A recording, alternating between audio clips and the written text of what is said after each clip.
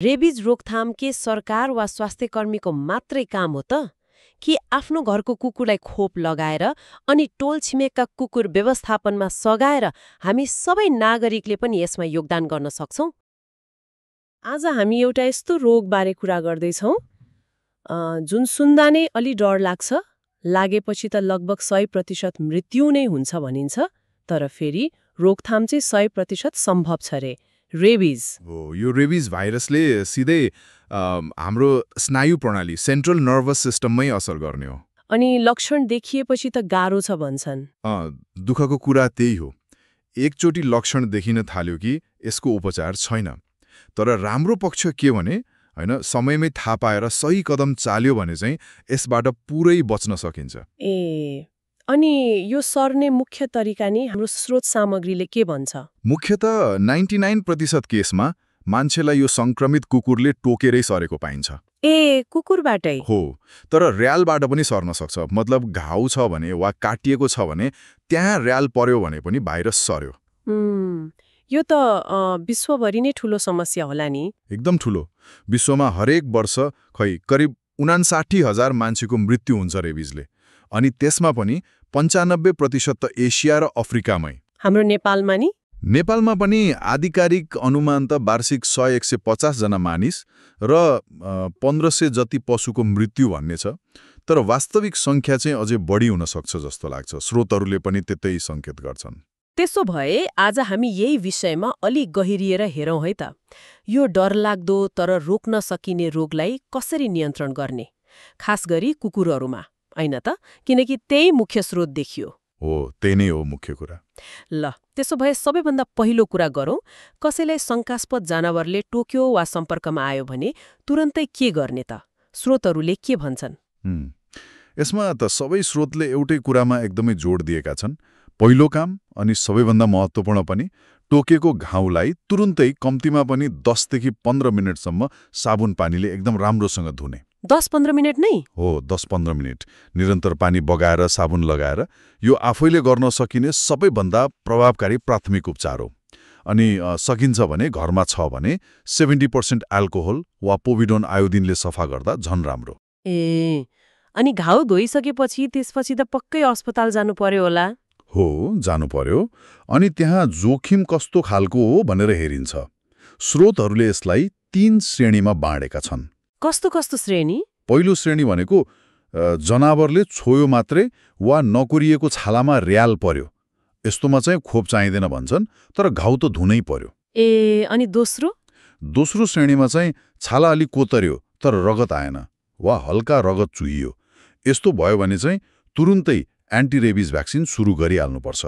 अनि तेस्रो श्रेणी नि? त्यो त पक्कै गम्भीर होला? हो, तेस्रो श्रेणी भनेको गहिरो टोकाइ, मतलब मजाले रगत बग्यो होइन, वा आँखा मुख जस्तो ठाउँमा र्याल पर्यो भने। म्युकस मेम्ब्रेनमा? हो, त्यस्तोमा। यस्तो अवस्थामा चाहिँ त्यो खोप त लगाउनै पर्यो। सँगसँगै रेबिज इम्युनोग्लोबुलिन, जसलाई आरआइजी भन्छन्, त्यो पनि सकेसम्म चाँडो लगाउनुपर्छ। खोप र त्यो इम्युनोग्लोबुलिन दुईटै? दुईटै। त्यो इम्युनोग्लोबुलिनले चाहिँ शरीरलाई तत्कालै तयार एन्टिबडी दिन्छ भाइरससँग लड्नलाई। खोपले काम गर्न सुरु नगर्दासम्म यसले बचाउँछ। अनि अर्को कुरा, टाउको, अनुहार, घाँटी, औँलातिर टोक्यो भने पनि त्यसलाई तेस्रो श्रेणी नै मानिन्छ, किनभने त्यहाँ नर्भहरू धेरै हुन्छन्। एउटा चाखलाग्दो कुरा पनि रहेछ है स्रोतमा। यदि टोक्ने कुकुरमा बिरालोलाई 10 दिनसम्म हेर्दा केही भएन, ठिकै रह्यो, अथवा ल्याब टेस्टबाट रेबिज छैन भन्ने भयो भने खोपको पुरा कोर्स नलगाए पनि हुन्छ रे। हो, त्यो पोस्ट एक्सपोजर प्रोफिल्याक्सिसको एउटा प्रोटोकल हो, तर यसमा मात्रै ढुक्क पर्नु चाहिँ अलि जोखिम हुन्छ होइन। खास गरी जङ्गली जनावर वा सडकको कुकुरले टोक्यो भने त निगरानी गर्ने गाह्रो हुन्छ। हो नि। फेरि त्यही कुरा आउँछ, 99% केस कुकुरबाटै सर्ने भएपछि त दीर्घकालीन समाधान खोज्नु पर्यो। त्यो भनेको कुकुरमै रेबिज नियन्त्रण गर्नु हो। स्रोतहरूले पनि यसलाई नै जोड दिएका छन्। त्यसो भए कुकुरमा नियन्त्रण गर्न चाहिँ के गर्ने त? के उपाय छन्? सबैभन्दा प्रमुख उपाय भनेको मास डग भ्याक्सिनेसन, मतलब सामूहिक रूपमा कुकुरलाई खोप लगाउने अभियान। कति जति कुकुरलाई लगाउनु पर्ला?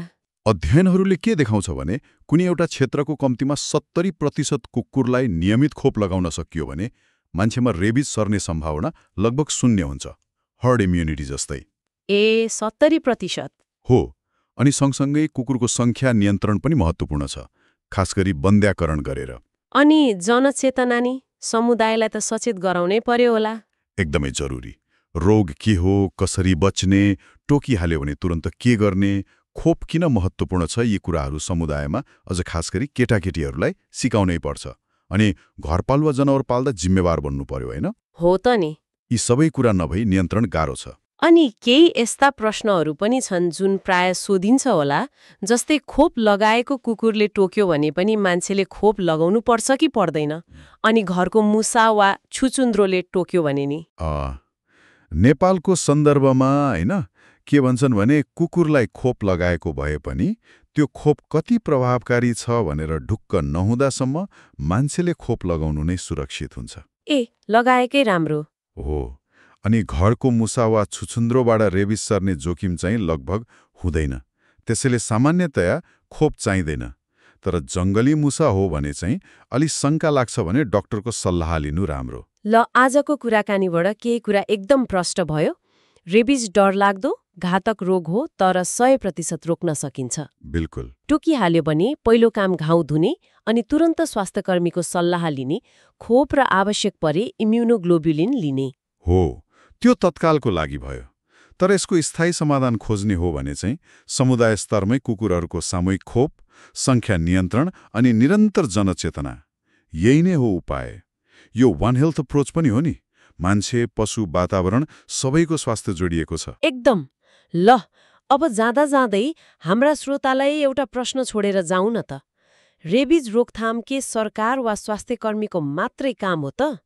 कि आफ्नो घरको कुकुरलाई खोप लगाएर अनि टोल छिमेकका कुकुर व्यवस्थापनमा सघाएर हामी सबै नागरिकले पनि यसमा योगदान गर्न सक्छौं?